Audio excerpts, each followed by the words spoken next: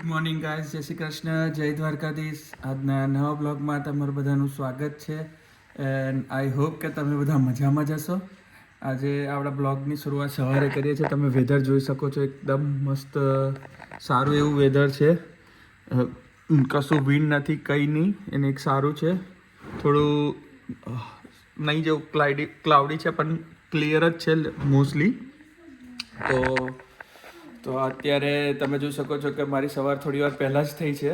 તો અત્યારે ચા નાસ્તો બન્યો છે કારણ કે રાતે લેટ નાઇટ એઝ યુઝ્યુઅલ તમે જોયો છો મારો પ્રીવિયસ બ્લોગ.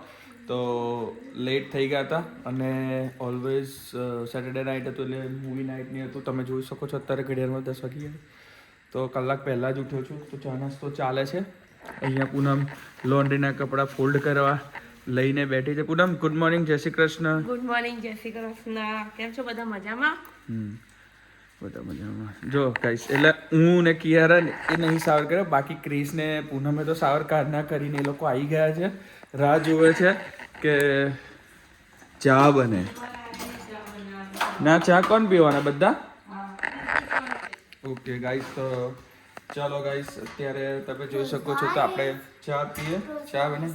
હા, શું લાવે છે તું? Do you want me to open my eyes or no? No. Why? Because surprise. What?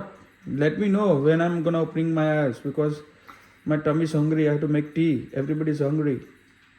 And you have to get the ginger. જો ગાઈસ, આપણી ચા રેડી થઈ ગઈ છે અત્યારે.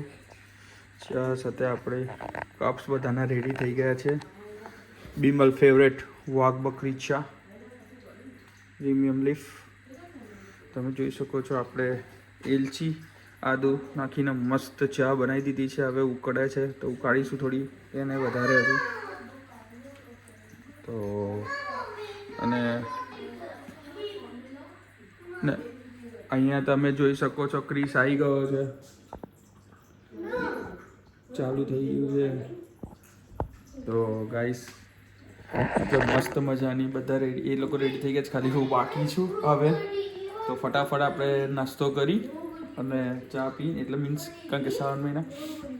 તો હવે મસ્ત મજાની ચા પી રેડી થઈ અને એક જગ્યાએ જવાનું છે. તો બ્લોગ પૂરો જોજો, એન્ડ સુધીને જોજો. તો તમને બતાવીશ ક્યાં જઈએ છે, શું છે, કઈનું છે. તો બને રહેજો બ્લોગમાં. જો ગાઈસ, તમે જોઈ શકો છો ચા રેડી થઈ ગઈ છે આપણી અને બધા આવી ગયા છે આજે ટેબલ પર. અને પૂનમે બનાવ્યા છે સિંગ પાક, થોડા ડ્રાય ફ્રૂટ્સ, ખજૂરની. તો મસ્ત આપણે મજાનું આપણે ચા નાસ્તો કરીને, જેને મસ્ત ગરમ ગરમ ચા પીવો હોય એ આવી જાય જલ્દી. તો બને રહેજો બ્લોગમાં. અમે કામ પતાવીને મંદિરે આવ્યા હતા ને મંદિરમાં તે પ્રસાદીમાં દાળ ભાત શાક રોટલી અને છાશ છે ગાઈસ. તમે જોઈ શકો.